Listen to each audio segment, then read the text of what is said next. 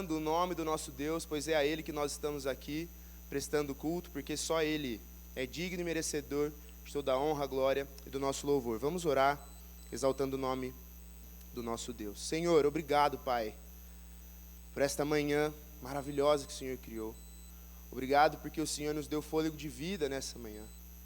Obrigado porque as Tuas misericórdias se renovaram sobre as nossas vidas. E não há nada que possa surgir em nossos corações ao nos lembrarmos e reconhecermos a Tua grandeza, a não ser gratidão, humildade e estarmos colocados perante a cruz de Cristo para reconhecer que, apesar de nós, o Senhor continua nos amando, cuidando de nós, Deus. Obrigado pela Tua soberania. Obrigado, Deus, pela Tua grandeza. Obrigado porque, assim como o salmista diz, o Senhor é Rei poderoso, o Senhor é santo. E nós estamos aqui iniciando um culto ao Senhor, Deus, e que todas as nossas atitudes, os nossos pensamentos e as nossas motivações estejam voltadas para engrandecer e cultuar ao Teu nome, Deus, porque o Senhor é santo.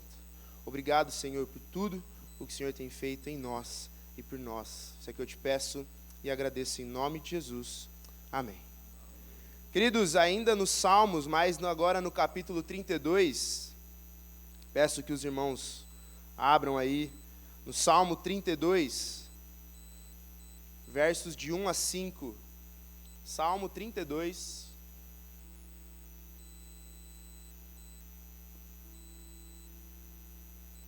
Salmo 32, do 1 até o versículo 5.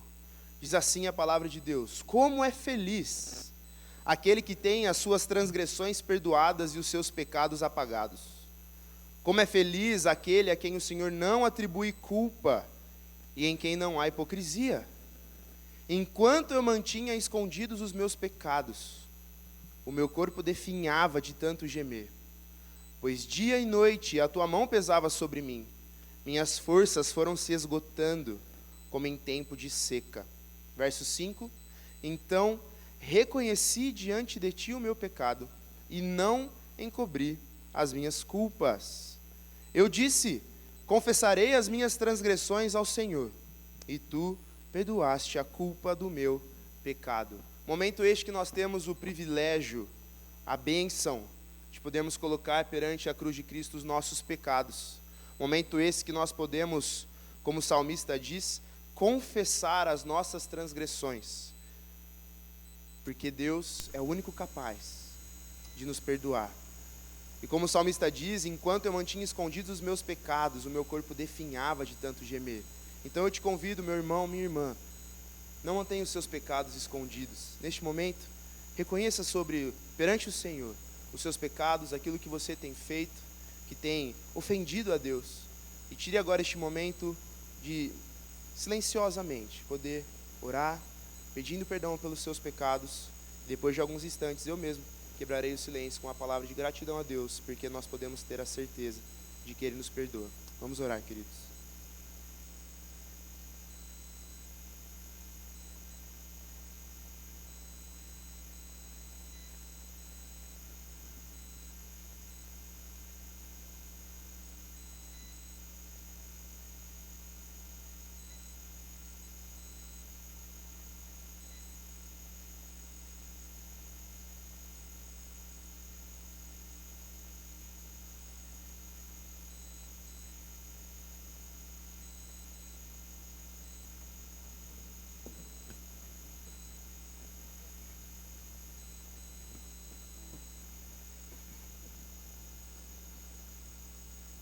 Deus de graça, obrigado, Pai, porque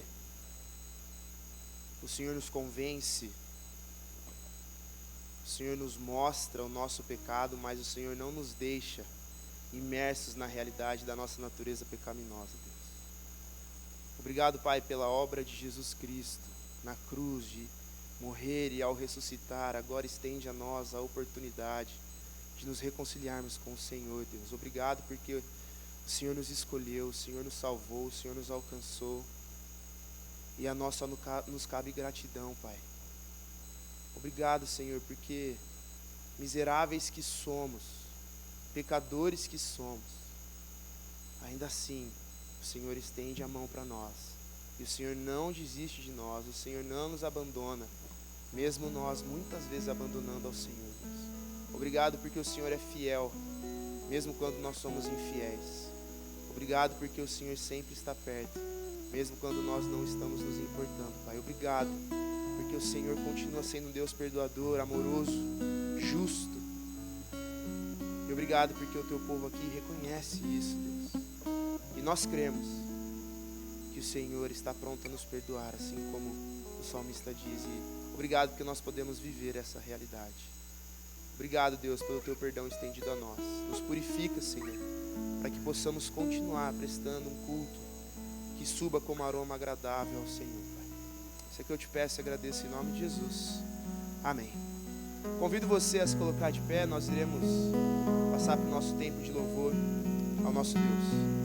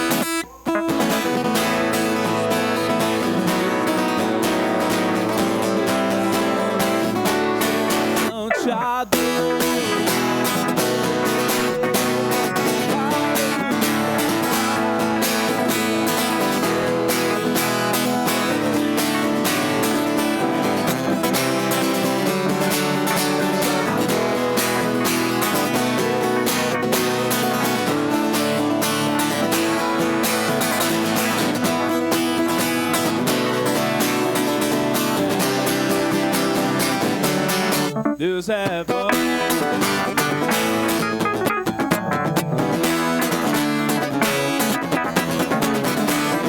Tu és bom, tua misericórdia é pra sempre. Senhor, tu és bom, tua misericórdia é pra sempre.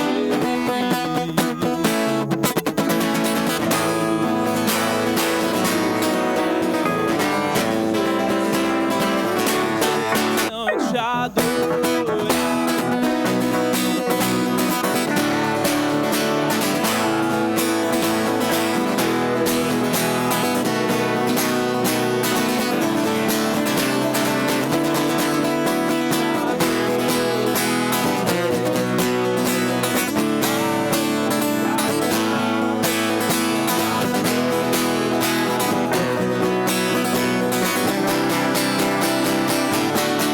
Deus é bom.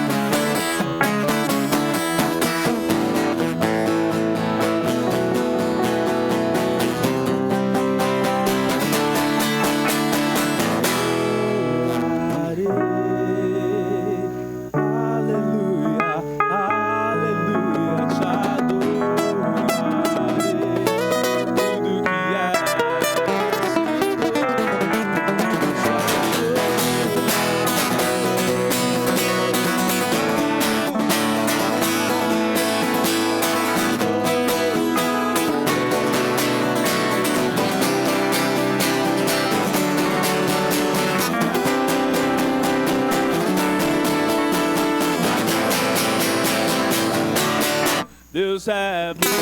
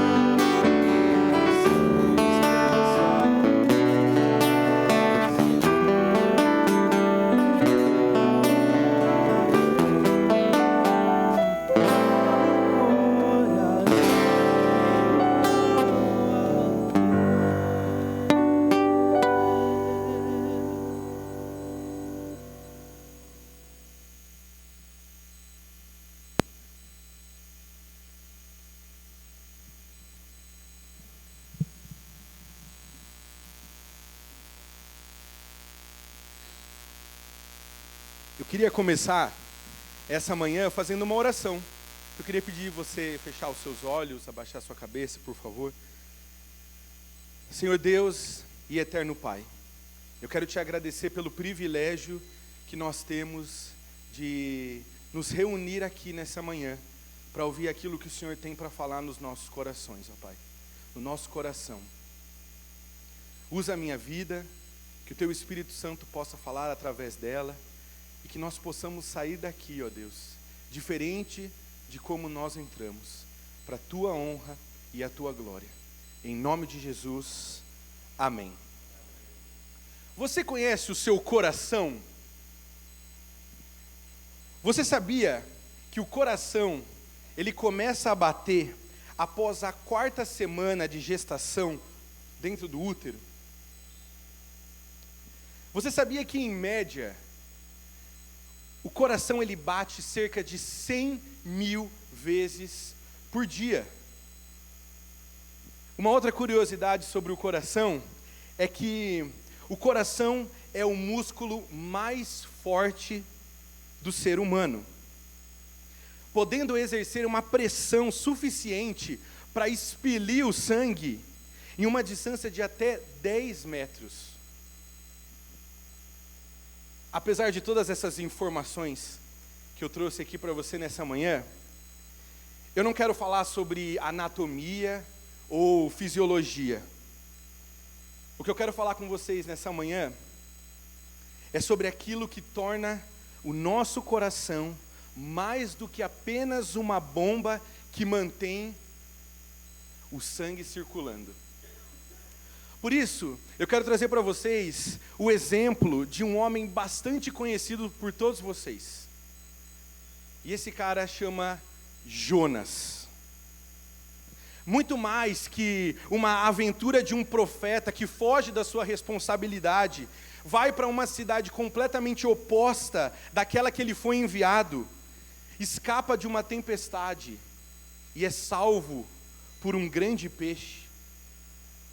O livro de Jonas se torna mais significativo quando a gente olha para o capítulo 4.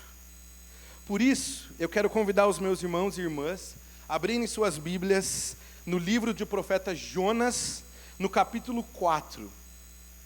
Eu quero fazer uma coisa diferente aqui. Eu quero começar, na verdade, pelo capítulo 3, versículo 10. O último versículo do capítulo 3, para que você possa entender melhor. Jonas capítulo 3, versículo 10. Deus viu o que eles fizeram e como abandonaram seus maus caminhos. Então Deus se arrependeu e não os destruiu como tinha ameaçado. Mas Jonas ficou profundamente descontente com isso e enfureceu-se. Ele orou ao Senhor: Senhor, não foi isso o que eu disse quando ainda estava em casa? Foi por isso que me apressei em fugir para Tarsis. Eu sabia que Tu és Deus misericordioso e compassivo, muito paciente, cheio de amor e que promete castigar, mas depois se arrepende. Agora, Senhor, tira a minha vida, eu imploro, porque para mim é melhor morrer do que viver. O Senhor lhe respondeu: Você tem alguma razão para essa fúria? Jonas saiu e sentou-se num lugar a leste da cidade. Ali construiu para si um abrigo, sentou-se à sua sombra e esperou para ver o que aconteceria com a cidade. Então o Senhor Deus fez crescer uma planta sobre Jonas, para dar sombra à sua cabeça e livrá-lo do calor. E Jonas ficou muito alegre. Mas na madrugada do dia seguinte, Deus mandou uma lagarta atacar a planta, de modo que ela secou. Ao nascer do sol, Deus trouxe um vento oriental muito quente, e o sol bateu na cabeça de Jonas, a ponto de ele quase desmaiar. Com isso, ele desejou morrer e disse: Para mim seria melhor morrer do que viver. Mas Deus disse a Jonas: Você tem alguma razão para estar tão furioso por causa da planta? Respondeu ele: Sim, tenho. Estou furioso a ponto de querer morrer. Mas o Senhor lhe disse: você tem pena dessa planta, embora não a tenha podado e nem a tenha feito crescer. Ela nasceu numa noite e numa noite morreu. Contudo, Nínive tem mais de 120.000 pessoas que não sabem nem distinguir a mão direita da esquerda, além de muitos rebanhos.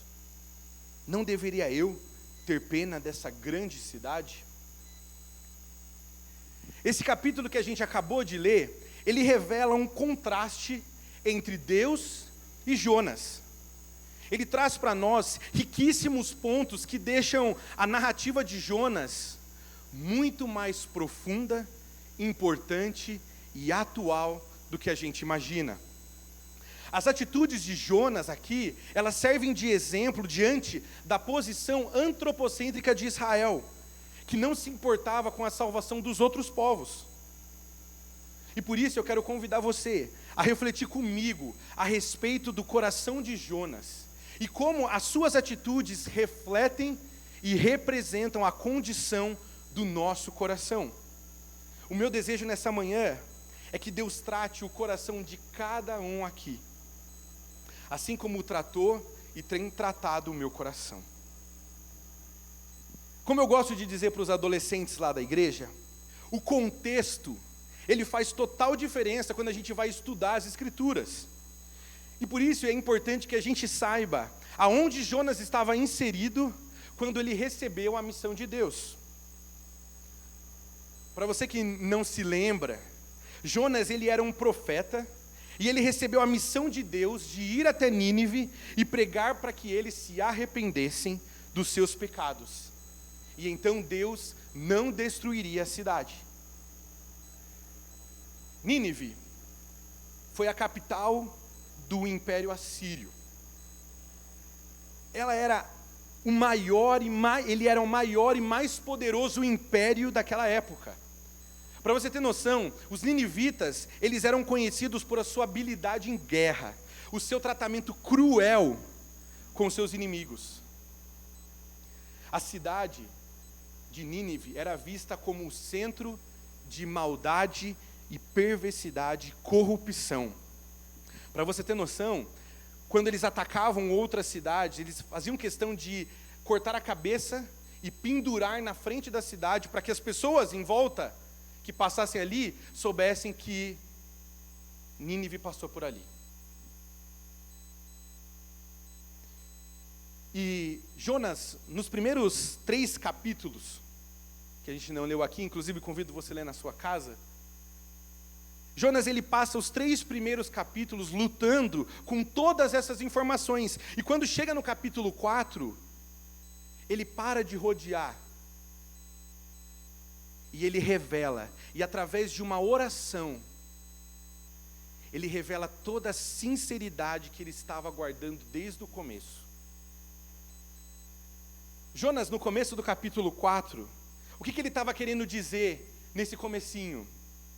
Deus, o meu povo, ou seja, o povo de Deus, está sofrendo a idolatria do rei Jeroboão II. Eles estão adorando outros deuses. O povo da sua aliança está fazendo tudo isso. E o Senhor resolve salvar o povo mais cruel que existia no mundo. Sabe o que o Senhor está sendo? O Senhor está sendo injusto. Pois a sua misericórdia, paciência, o seu amor deveria ser para com o seu povo. Jonas, ele queria que Nínive fosse destruída, da mesma forma que Sodoma e Gomorra foi destruído. Esse era o desejo de Jonas. E Jonas, ele pregou para aquele povo, porque ele recebeu uma ordem. Não porque ele compreendia plenamente o que Deus queria fazer aqui naquela região. Na verdade, Jonas pregou querendo que as pessoas não o dessem ouvido. E sabe por quê que a gente sabe disso? Porque no capítulo 3, o livro de Jonas afirma que eram necessários 3 dias para percorrer toda a cidade de Nínive. E sabe quantos dias Jonas usou para pregar para todo mundo? Um dia. Isso me fez pensar que Jonas foi o único pregador da história que não queria que a sua audiência o desse ouvidos. Será que os seminaristas, eles ficam profundamente descontentes quando são elogiados pelas suas pregações? Eu não, tá? Não fico... Será que pastores, eles ficam profundamente descontentes quando os irmãos da igreja valorizam o seu árduo trabalho? Será que as esposas, elas ficam ardentes em fúria quando os maridos as valorizam de forma emocional e material? Por que então Jonas, no momento que acaba de pregar para a sua audiência mais difícil que existe, e todos eles responderam positivamente, Jonas fica descontente e profundamente irado? Bem, diante desse contexto, eu quero trazer para vocês duas condições do coração de Jonas que podem ser aplicado para nós. A primeira condição é que o nosso coração é egoísta. O capítulo 4, ele começa com uma indignação de Jonas. E é interessante observar que os versículos 2 e 3, eles descrevem uma oração, que por sinal, é a segunda oração do livro inteiro. E Jonas se refere a ele mesmo, pelo menos 7 vezes. Ou seja, uma oração de 2 versículos revela para nós o quanto o coração de Jonas era egoísta. Todo mundo estava feliz com o maior avivamento da história, onde por volta de 500 mil de pessoas, porque o texto bíblico ele não conta crianças e mulheres, 500 mil de pessoas se prostraram e se arrependeram, e Jonas não ficou feliz. A oração de Jonas nesse texto, ela é baseada totalmente na sua própria opinião, naquilo que ele achava que era certo. Jonas entendia que Deus devia punir os ninivitas. Um coração egoísta revela um senso de justiça, defende a seguinte opinião: quem erra, e eu não gosto, merece ser punido. E nós sabemos que esse é o pensamento de Jonas, porque no capítulo 1, Deus tem misericórdia de Jonas, mandando um peixe engoli-lo, e dentro desse peixe, Jonas ele ora o seguinte, capítulo 2, do 7 a 9: quando a minha vida já se apagava, eu me lembrei de ti, e a minha oração subiu a ti, ao teu santo templo. Aqueles que acreditavam em ídolos inúteis desprezam a misericórdia, mas eu, com cântico de gratidão, oferecerei sacrifício a ti. O que eu prometi, cumprirei totalmente. A salvação vem do Senhor. Jonas, ele tinha acabado de experimentar a misericórdia de Deus, a paciência e o amor. O que para ele estava tudo bem. Mas fazer isso com um povo que ele não gostava, jamais seria uma possibilidade. Jonas, ele esqueceu todo o bem que Deus havia feito a ele, quando salvou ele de um afogamento. Ele esqueceu que ele tinha acabado de viver uma experiência que o fez concluir que só a graça de Deus podia salvá-lo. E meus irmãos, o negócio ele é mais fundo ainda, porque enquanto Jonas ele repreende Deus, ele repreende o Senhor, ele cita as palavras do próprio Deus. Ele cita um texto que está lá em Êxodo 34, dos versículos 6 e 7. Um texto onde que Deus se revela para Moisés, e ele diz que é um Deus compassivo, misericordioso e que perdoa a iniquidade. O egoísmo de Jonas coloca Deus contra Deus. Jonas, no meio da sua oração, ele seleciona uma parte da Bíblia para justificar o seu pecado. E ele esquece, ou melhor, ele não traz à sua memória, que o versículo 7 de Êxodo, ele continua. E diz o seguinte: Deus não deixa de punir o culpado.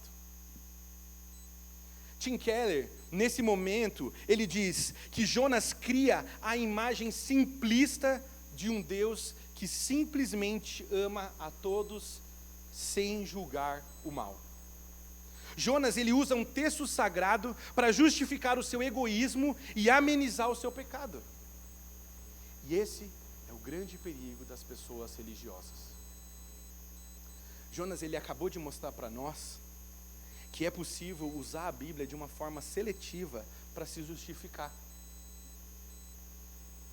E eu quero dizer uma coisa para vocês. Todas as vezes que nós lemos a Bíblia com o objetivo de provar que nós estamos certos, ou para fazer a gente se sentir justo e sábio aos nossos olhos, nós estamos sendo tolos. Quando usamos a Bíblia para encher o nosso ego e para condenar as outras pessoas, e começamos a estudar com esse objetivo, as Escrituras podem se tornar prejudicial e até mesmo uma ferramenta de Satanás. Então, a teologia de Jonas era boa. O problema dele não era a teologia. O problema de Jonas era o seu coração. Porque ele acreditava que a misericórdia ela precisava ser merecida e que os ninivitas não mereciam. Enquanto houver algo mais importante que Deus para o nosso coração, nós seremos como Jonas, egoístas. E o mesmo Jonas que mostra para a gente a condição do nosso coração, que mostra que o nosso coração ele é egoísta, ele mostra também que o nosso coração é idólatra. A segunda condição do nosso coração é que o nosso coração é idólatra. Jonas 4:5 diz assim: Jonas saiu e sentou-se num lugar leste da cidade, e ali construiu para si um abrigo. Sentou-se à sua sombra e esperou para ver o que aconteceria com a cidade. Jonas, ele acreditava que Deus poderia mudar de ideia. Ele desejava que Deus destruísse Nínive. E é nesse ponto que Deus mais uma vez intervém. Então ele vai lá no versículo 6. Então o Senhor Deus fez crescer uma planta sobre Jonas para dar sombra à sua cabeça e livrá-lo do calor. E Jonas ficou muito alegre. Mas na madrugada do dia seguinte, Jonas mandou uma lagarta atacar a planta de modo que ela secou. Ao nascer do sol, Deus trouxe um vento oriental muito quente, e o sol bateu na cabeça de Jonas, a ponto dele quase desmaiar. Com isso, ele desejou morrer e disse: para mim seria melhor morrer do que viver. Geograficamente, a cidade de Nínive era conhecida por um calor intenso. E Deus fez com que Jonas recebesse um alívio para o seu desconforto físico.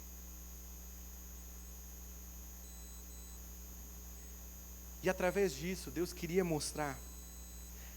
que Jonas pudesse experimentar exatamente aquilo que ele acabou de fazer com Nínive. Deus fez com que Nínive não sofresse a punição da ira de Deus. Ou seja, Deus estava proporcionando uma sombra para a sua ira com respeito aos ninivitas.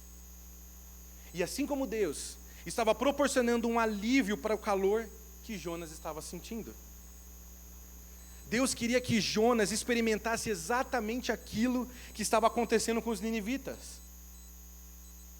E isso foi tão bom que o texto bíblico diz que Jonas ficou alegre. Repare, se você ler o texto inteiro, o livro inteiro, é o único momento que Jonas fica alegre. Ele não se alegrou quando os marinheiros reconheceram o poder de Deus. Ele não se alegrou com a nova chance que Deus deu para ele no peixe. Ele não se alegrou porque 500 mil de pessoas se arrependeram. Mas Jonas se alegrou com uma planta. E olha que interessante. A maioria dos nossos apegos emocionais mais profundos como seres humanos, ela é involuntária. Nós temos as necessidades e nós apegamos a coisas que as atendem. O que acabou de acontecer com Jonas é que ele estava indignado com Deus. Jonas, ele pensava do seguinte: a minha reputação está destruída. O que eu profetizei não aconteceu. Eu estou todo queimado do ácido do estômago do peixe. Esse povo está sendo perdoado injustamente. Agora mais isso.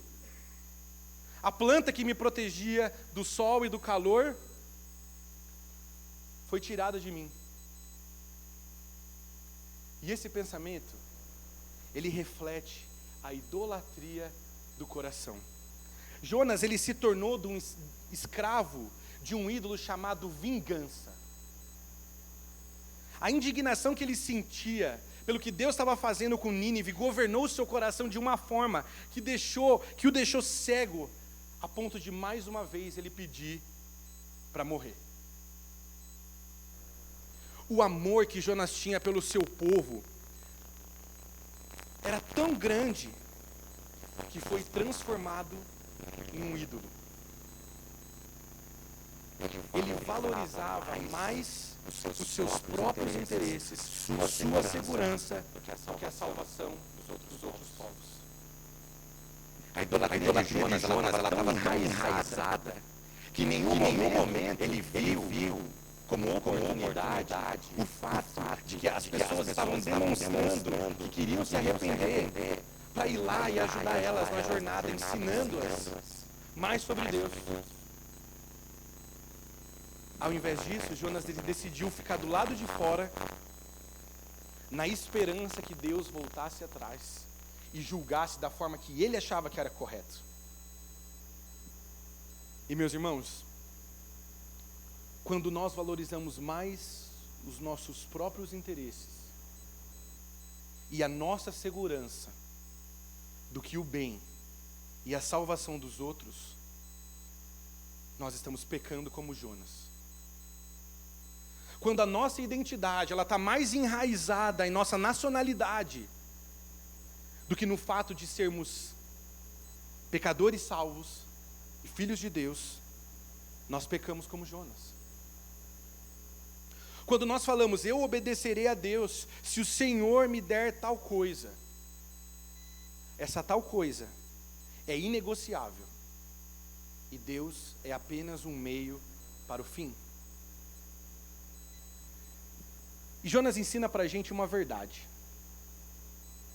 Muitas vezes nós vendemos um evangelho mágico. Ou seja, após a conversão tudo vai se tornar às mil maravilhas.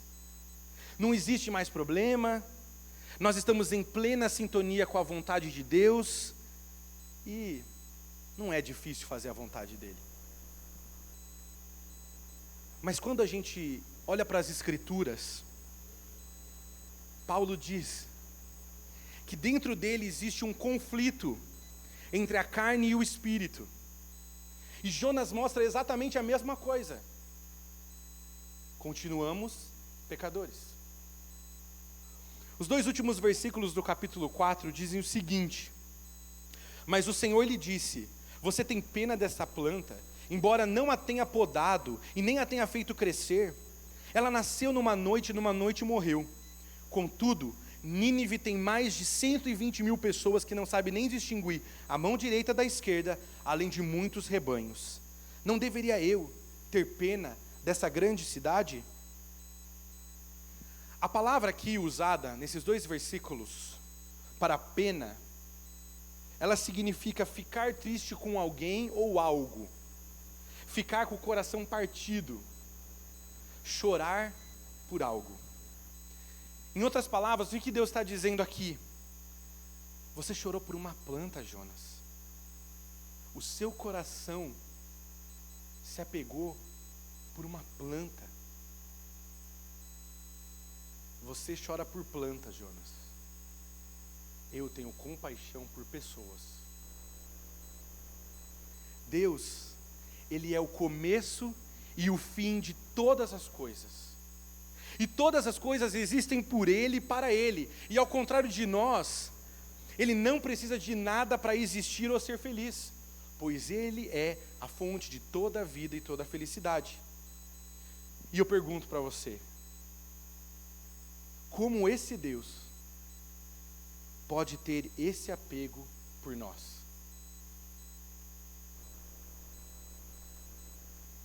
Sabe qual é a resposta? Com um amor voluntário. Deus, Ele sendo autossuficiente, onipotente, divinamente infinito, Ele decidiu ter compaixão de Nínive. Ele decidiu ter compaixão de Israel. Ele decidiu ter compaixão do Brasil. Ele decidiu ter compaixão do estado de São Paulo. Ele decidiu ter compaixão de Campinas. Ele decidiu ter compaixão de mim. Ele decidiu ter compaixão de você. Tudo isso de forma voluntária. Quando Deus, Ele diz que Ele tem compaixão das pessoas, Ele está querendo dizer que Ele escolheu voluntariamente envolver o seu coração. Dias atrás, eu acabei de ler o Antigo Testamento inteiro, e em muitas passagens, é possível você ver um Deus que olha para o seu povo, que repetidamente se afunda no mal, que pratica o pecado, e incansavelmente, Deus se comove do seu povo. Deus, Ele usa a expressão, eles não sabem diferenciar a mão direita da esquerda, para dizer para Jonas que aquele povo, ele estava tão cego espiritualmente, tão perdido, sem saber porque eles viviam os problemas que eles estavam enfrentando. E olha que eles eram a maior potência do mundo. E mesmo assim, eles enfrentavam problemas nos seus relacionamentos, eles enfrentavam problemas nas suas casas, eles enfrentavam problemas no seu trabalho. E quantas vezes nós nos sentimos exatamente assim, sem saber a fonte dos nossos problemas, ou o que a gente faz a respeito desses problemas? E a palavra de Deus nos diz lá em Romanos, que todos nós pecamos e por isso nós estamos separados da glória de Deus, e que o salário do pecado é a morte.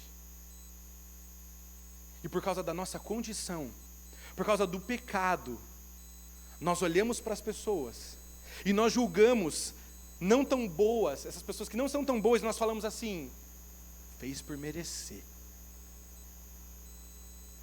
merecia o pior mesmo.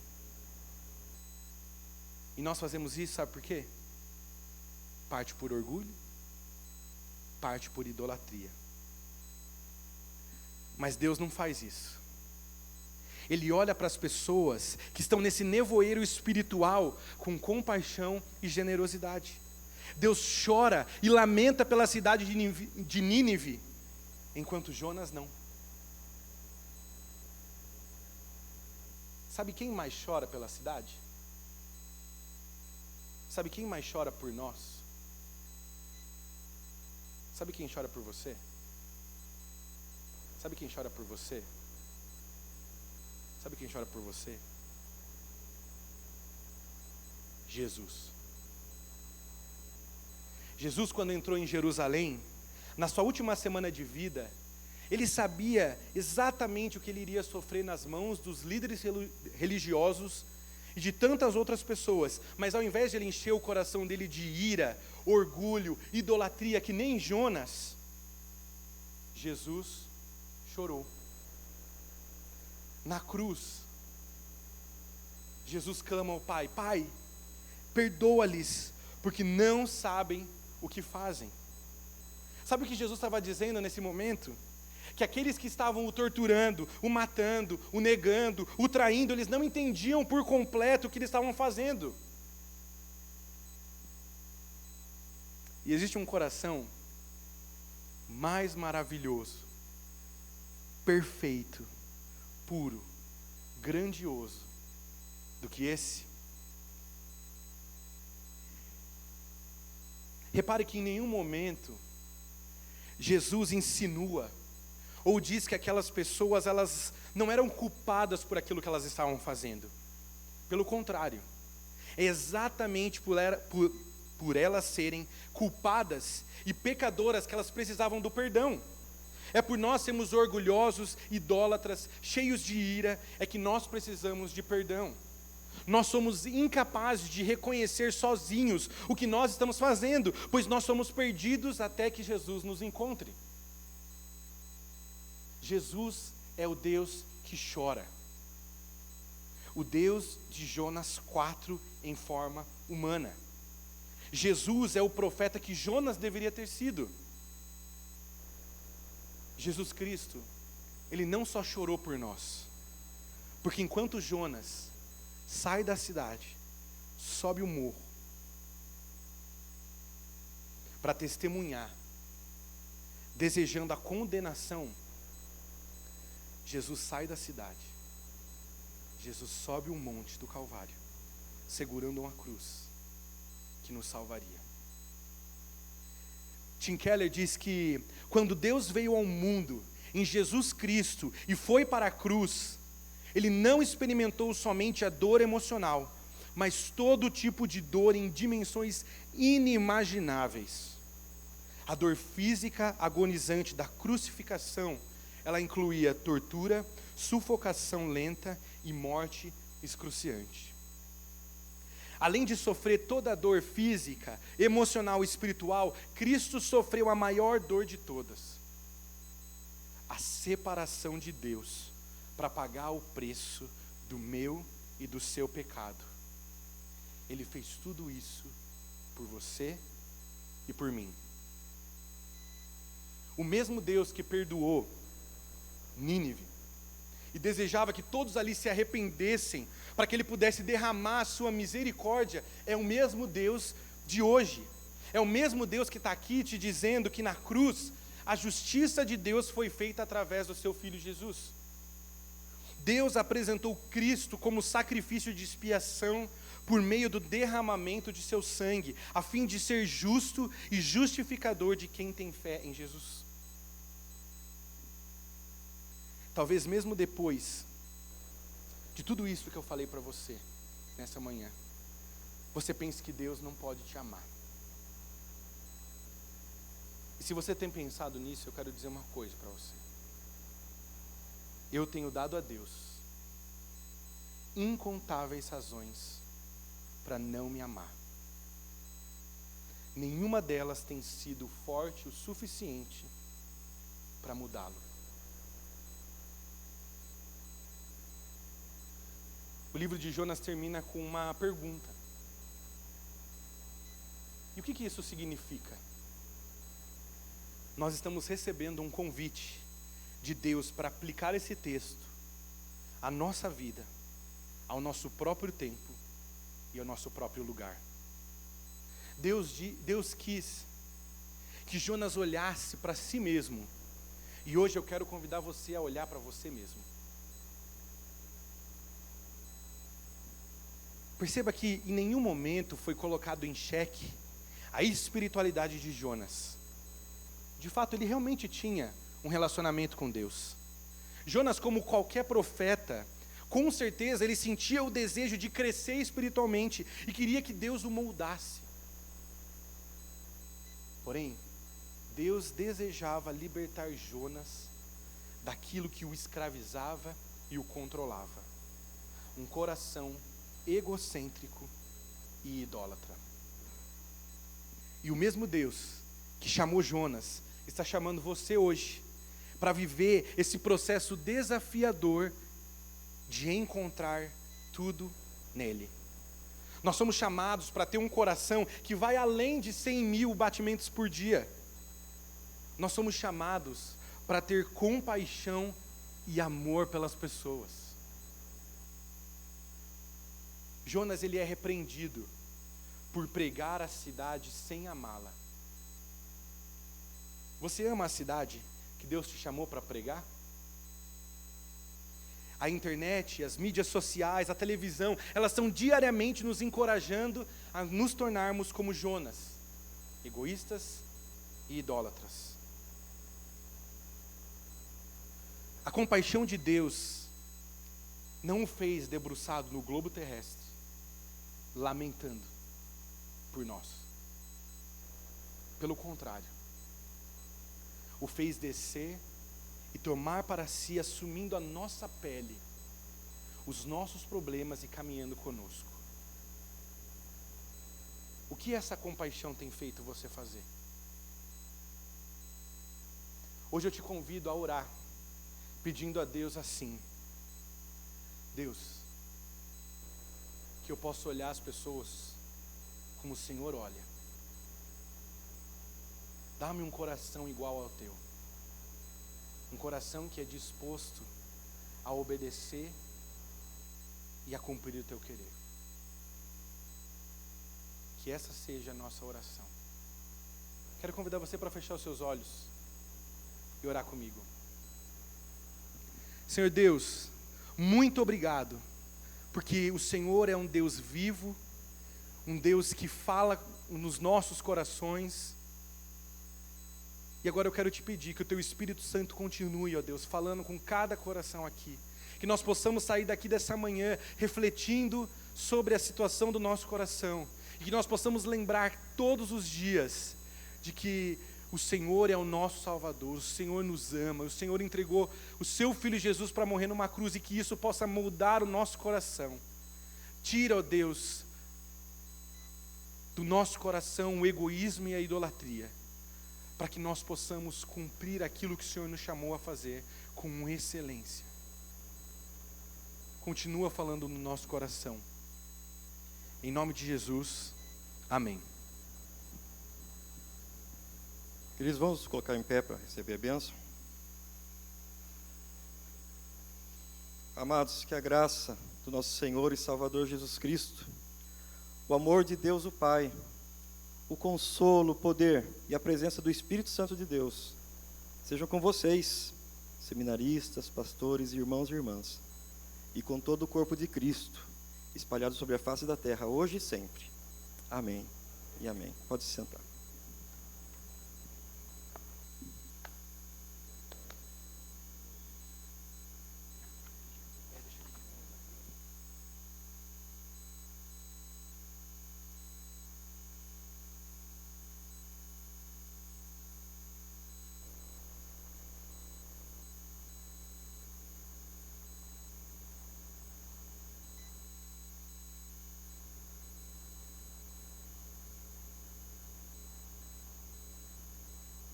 Guilherme quebrou os protocolos aqui, não fez a menção à sala. Queridos, vamos lá. Nós encerramos o nosso culto.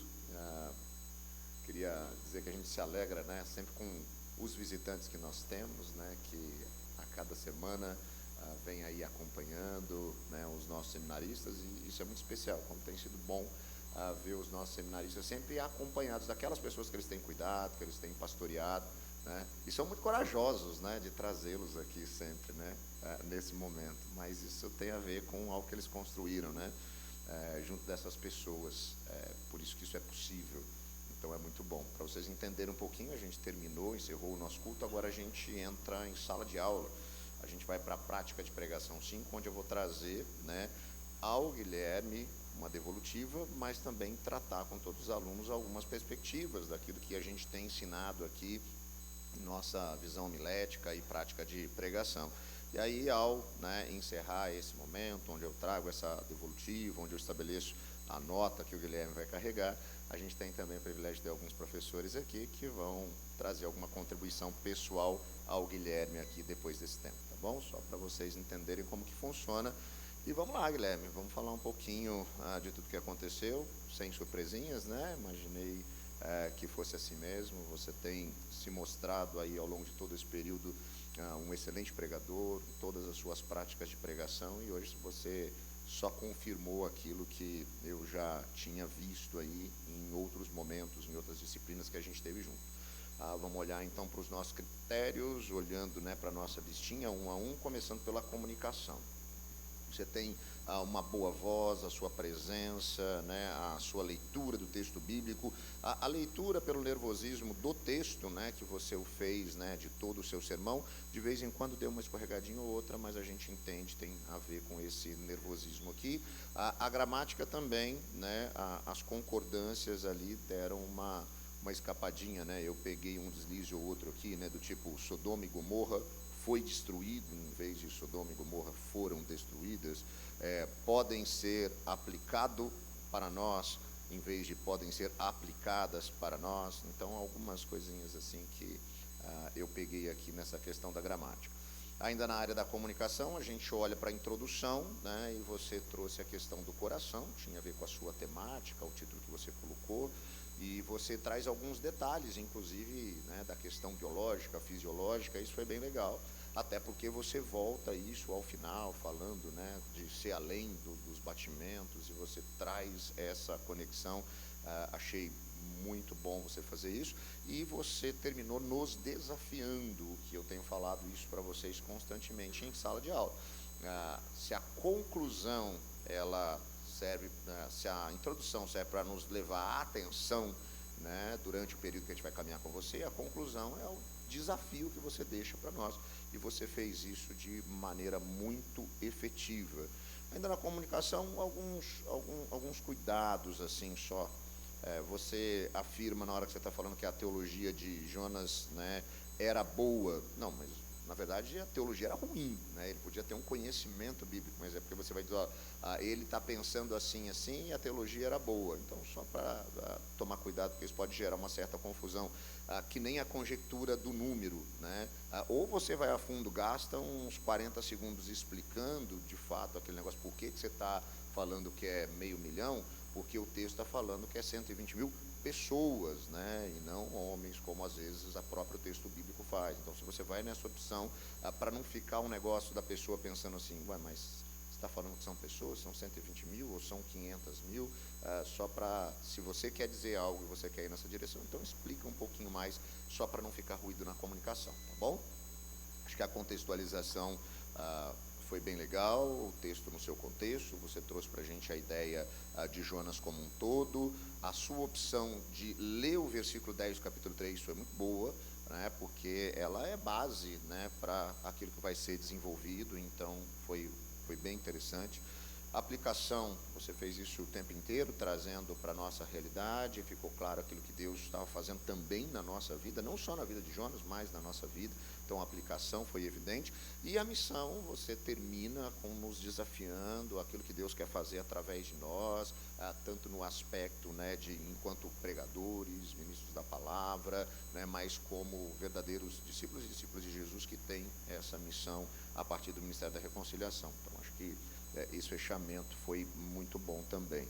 Vou pular a estrutura e vou voltar nela daqui a pouco. Eu acho que em relação ao Evangelho, você fez duas pontes excelentes, tanto em relação às más notícias, ficou muito bem explicado. Eu acho que todos nós aqui nos identificamos, nos percebemos pecadores, isso como uma condição, nos entendemos egoístas, idólatras. Eu acho que isso ficou muito claro e ficou muito bem explicado aquilo que Jesus fez, Então, até dentro do aspecto teológico, por que ele está fazendo aquilo, quais são as consequências daquilo, a separação de Deus, por que aquilo se dá. Então, eu acho que ficou notório que você trouxe para a gente as verdades do Evangelho. Então, isso é o mais importante de tudo e foi muito, muito bem feito. De tudo que você trouxe, o que mais eu pensei aqui tem a ver em relação à estrutura. Você fez uma opção de trabalhar dois argumentos, né, ali, a questão do egoísmo e a questão da idolatria. Mas pensando numa homilética clássica e dentro de um caminhar expositivo, eu acho que você poderia encontrar ali mais elementos, inclusive elementos dentro das suas argumentações, que eles tivessem mais um viés da ação de Deus, porque a gente tem isso ali. Eu entendi que você fez uma opção para aquilo que você queria construir, então, plasticamente ficou muito bom, porque você trabalha essa questão do coração, né? E aí você está trabalhando esses dois aspectos.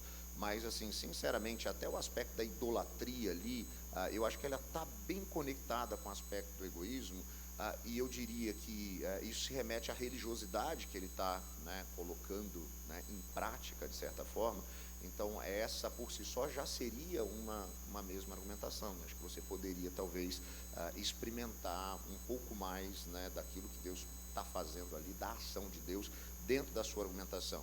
Você vai fazer isso, né, naquilo que você chama de ponte, caminhando para a conclusão, mas, na verdade, o que você está fazendo, se a gente for pensar em estrutura, é criando um novo argumento. É que como você separou os dois argumentos, que eles estavam entrelaçados, mnemonicamente estava legal, tal, você chama aqui no nosso manuscrito de ponte e você traz uma outra argumentação. Eu acho que pensando em estrutura, né, você poderia ter trabalhado isso de maneira intencional, né, como uma argumentação. Ficaria melhor, né, estabelecida a sua estrutura. Eu até pensei, e aí agora para um pouquinho, parênteses em relação à pregação do Gui, mas pensando em uma estrutura homilética narrativa, você também fez umas bases legais que, se você quisesse usar aqui, né, no recheio disso, uma homilética narrativa, você também tinha opção interessante, porque você traria o problema, né, do egoísmo, da idolatria junto, né, como a sua página 1, que conectaria muito com a gente na página 2, e você tem a resposta daquilo que você fez como a ponte, né, que você chamou de ponte, que é quando você vai trazer a graça, você teria, né, efetivamente a sua página 3, e desdobrando na sua página 4. Também poderia ter sido uma opção que dentro do todo que você construiu, não mudaria muita coisa, né, é só a adaptação do momento da aplicação, trabalhar esse aspecto, né, do problema, depois para a graça, mas também é interessante, né, se fosse construir. Mas quem fez parabéns, né, uma alegria esse caminho cedo, essa possibilidade de ver o seu, né, desempenho, desenvolvimento, né, mas acima de tudo a sua estabilidade, naquilo que eu já te disse, né, você é muito constante em todas as suas pregações, em tudo aquilo que você apresentou durante todo o seu tempo aqui no seminário, pelo menos nas minhas disciplinas, sempre foi nessa direção, com bastante constância. Então, parabéns, que Deus te abençoe, continue te usando de maneira poderosa, tá bom? Te encerro aqui, daqui a pouco eu vou te dar a nota, mas você tem a possibilidade de ouvir, né, seus professores aqui dando também aí algumas dicas para você, tá?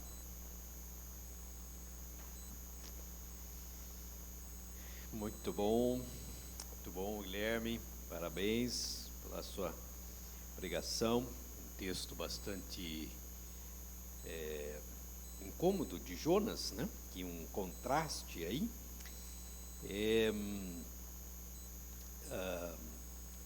entre, né, a atitude de um profeta que deve trazer uma mensagem de graça e de misericórdia, e fica revoltado com isso. Acho que você conseguiu representar bem isso.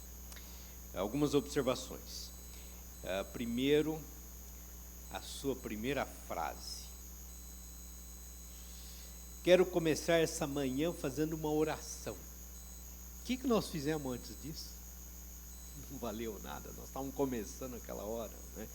Então, só uma atenção a isso, né? Talvez escapou aí, mas nós estávamos aqui desde o início, né? Orando, claro, oração, mas começar essa semana, essa manhã com uma oração, né? Poxa vida, a gente já estava cantando, orando, adorando e tal, né? Então, ali não é o começo, é o começo do seu sermão, mas escapou, entendo que escapou, mais algo para dar atenção, né? Senão você despreza tudo que os colegas estiveram fazendo aí, né? Eu também vou fazer alguma observação nessa mesma linha que o professor Rodrigo fez em termos da sua estrutura, né? Inicialmente eu vi que eu comecei a olhar para a sua estrutura e eu achei assim um pouco antropocêntrica demais no fato de que você focou no coração do Jonas, coração egoísta e coração idólatra, e eu estava aguardando justamente o que você ia fazer, como que você ia desenrolar isso. E realmente nesse argumento, nessa ponte sua, você deu um foco mais teocêntrico, que aí eu acho que a pergunta, tá, o que a gente faz com um coração egoísta e um coração idólatra, né? Então, concordo, né? Aqui você poderia usar um outro argumento. Tenho duas sugestões. Uma, continuando o coração, né, idólatra, o coração egoísta, idólatra. Quem sabe aqui, a maneira como você argumentou, reflete a ideia de que um coração egoísta, idólatra, se torna um coração insensível a Deus, né? Um coração obstinado, talvez, né? Ou talvez usar até uma expressão que você usou, né? Você falou num determinado momento do coração de Jesus, né? Existe coração mais maravilhoso, perfeito, puro, grandioso, digno que esse, né? Em algum momento, ou não sei como frasear isso, mas você poderia usar um terceiro argumento, como que a atitude de Jonas, por exemplo, se contrasta com o coração compassivo de Deus, de Jesus e tudo mais, né? E isso está no texto, e aqui talvez eu acho que podia ter dado um pouco de ênfase nisso. Assim, você acho que representou bem aqui essa ideia de que Deus é compassivo e Jonas estava distante dessa visão. Quer dizer, justamente por causa do seu egoísmo, sua idolatria, ele se tornou insensível à compaixão de Deus, né? E talvez a carência do povo de Nínive, né? E isso está aqui semanticamente, não formalmente, né? Quando eu acho que você ressaltou lá no versículo 10, né, como que Jonas está mais preocupado com uma planta do que com um povo que estava longe de Deus e tudo mais, né? Porque você leu a partir do versículo 10, né, do 3, acertadamente, né? E esse termo aparece pelo menos duas vezes aí, né? Que Deus se arrependeu. Depois lá no 4:2, né? Jonas dizendo, ó Deus, eu sabia que eu não devia ir, porque eu sei que tu és misericordioso, compassivo, paciente, cheio de amor, prometes castigar, e depois te arrependes, né? E você se referiu ao Êxodo, corretamente. Essa passagem, assim, esse versículo, assim, quase com as mesmas palavras, aparece em Joel, se não me engano, tem um salmo também que tem uma expressão que repete alguns desses termos aí. Então você tem um contraste aí entre Jonas, né, a atitude de Jonas, a pena que ele tem pela planta e a compaixão de Deus, né? Especialmente quando a gente descobre o sentido desse arrepender-se de Deus, né? Que é um termo que evoca muito o compaixão e até estava comentando com alguns outro dia aí, mas eu acho que quem melhor representa esses verbos em algumas passagens, pasmem, mas é a Bíblia, a mensagem. A mensagem representa muito bem esses verbos, né, no hebraico. E eu tenho um artigo uns anos atrás que eu analiso cada uma das 47 vezes que aparece no Antigo Testamento Deus se arrepende, né? Mas o que significa isso? Claro, a gente tem que entender isso semanticamente, e isso significa que Deus anunciou um castigo. Aliás, esse é o pedido, acho que é o rei que diz isso lá no 9, né? Talvez Deus se arrepende e abandone a sua ira. Mas naturalmente isso está muito ligado a essa ideia da compaixão de Deus. E Jonas estava anos-luz distante desse coração de Deus, né? Então acho que assim uma questão, né, talvez enfatizar um pouco mais, embora acho que no finalzinho você até coloca isso, mas assim, qual que é o remédio para um coração egoísta e idólatra, né?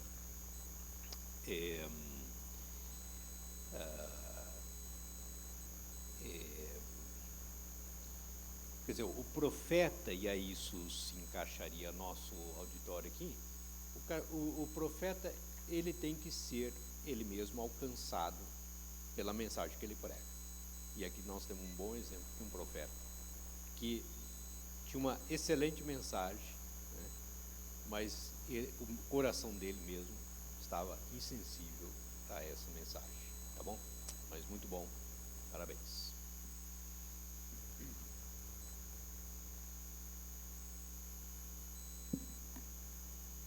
Bom dia a todos. Deus nos abençoe nessa manhã, como já tem abençoado. O Guilherme Calado falou bastante, né? E pregou bem. Amém. Muito obrigado pela mensagem trazida aos nossos corações, de fato, muito importante. Essa questão de você falar sobre o coração e as curiosidades acerca do coração como um elemento físico, né? Achei bem interessante também. E depois você trazer sobre a questão do nosso coração, o como anda o nosso coração. E, na verdade, o teu sermão ele reflete o coração de Jonas, né? Você trabalha acerca de Jonas e o coração dele diante de toda essa situação. Eu também acho que, quem sabe, você poderia pregar, e esse texto seria mais interessante, no 4 páginas, porque ele é um texto bastante dinâmico, narrativo, e um texto narrativo no 4 páginas ele vai bem, né? Você preferiu uma forma mais tradicional de pregar, você fundamentou bastante a explicação, depois da tua ilustração inicial, né, da sua introdução, você trabalhou a explicação do texto, e eu achei bom isso, até esperei se você ia fazer isso, porque outros sermões de outros colegas no passado, eles às vezes ficavam presos apenas ao texto em si, e não falavam do contexto. Então, eu acho que você foi bem cuidadoso nesse sentido. Você embasou bastante a história de Jonas, a questão dos ninivitas, né? A briga em que havia, o porquê do coração de Jonas com relação a não querer o perdão dos ninivitas, né? E todo o histórico de maldade daquele povo. Eu acho que você fez bem, você trabalhou bem, e como já dissemos outras vezes, isso nos dá boa base para trazermos a mensagem em si, né? Então, como você mesmo colocou, que uma boa explicação do texto, uma boa contextualização, nos ajuda a compreender mais a própria mensagem do texto. Eu só fiquei pensando um pouquinho aqui nas divisões que você fez. Você escolheu 2 divisões, mas você não parte necessariamente da divisão do texto, você parte do coração de Jonas, né?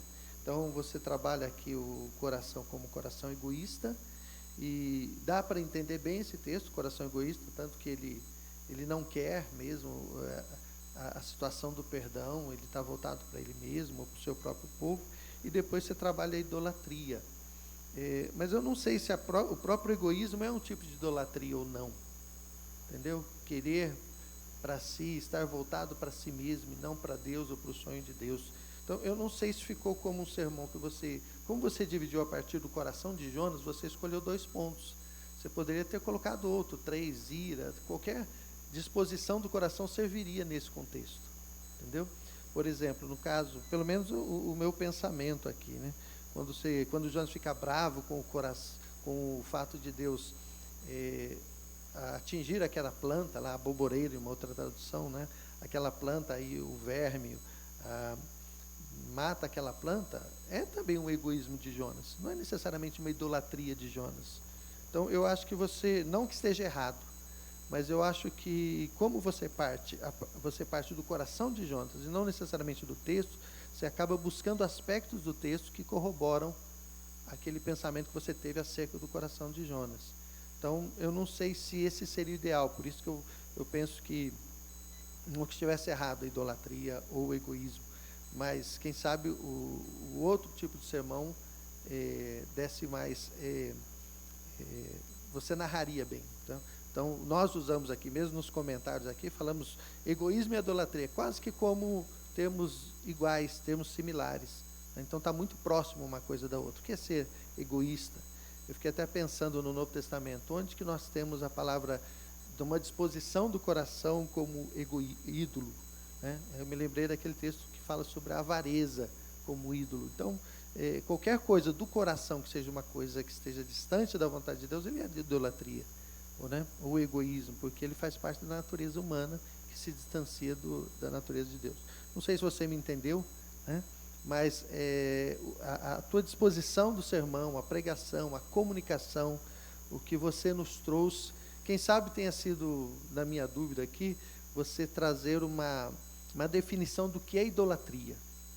Você explicou alguns atos de idolatria de Jonas, né? Mas o que é idolatria? Por exemplo, no catolicismo eles dizem, olha, idolatria é uma adoração apenas a Deus, a latria que eles falam, né? Eles até dividem entre venerar e adorar a Deus, né? Então, o que seria a idolatria no contexto bíblico, né? O que é idolatria, e explicasse melhor esse termo, acho que nos ajudaria, né? Imaginar que Jonas, um homem que temesse a Deus, como você colocou mesmo, que busca a Deus, era um idólatra, né? Então, no sentido de adoração aos outros ídolos, isso já não funciona. Então, o que seria idolatria? Idolatria. Quem sabe você expandir isso também para a nossa vida. Se eu amo mais a Deus, a mim, se eu sou egoísta, eu sou também idólatra. Está vendo a palavra egoísta novamente aí, né? Então, eu acho que poderia ter firmado mais nessa explicação, tá? Mais técnico ou teológico. Mas eu gostei muito do teu sermão, parabéns, né? Esses deslizes de vocabulário, isso acontece e não tem jeito, né? Faz parte da nossa natureza imperfeita, e quando nos comunicamos também somos imperfeitos em alguma coisa, mas no geral você pregou muito bem e a mensagem chegou aos nossos corações. Deus te abençoe, tá? Amém.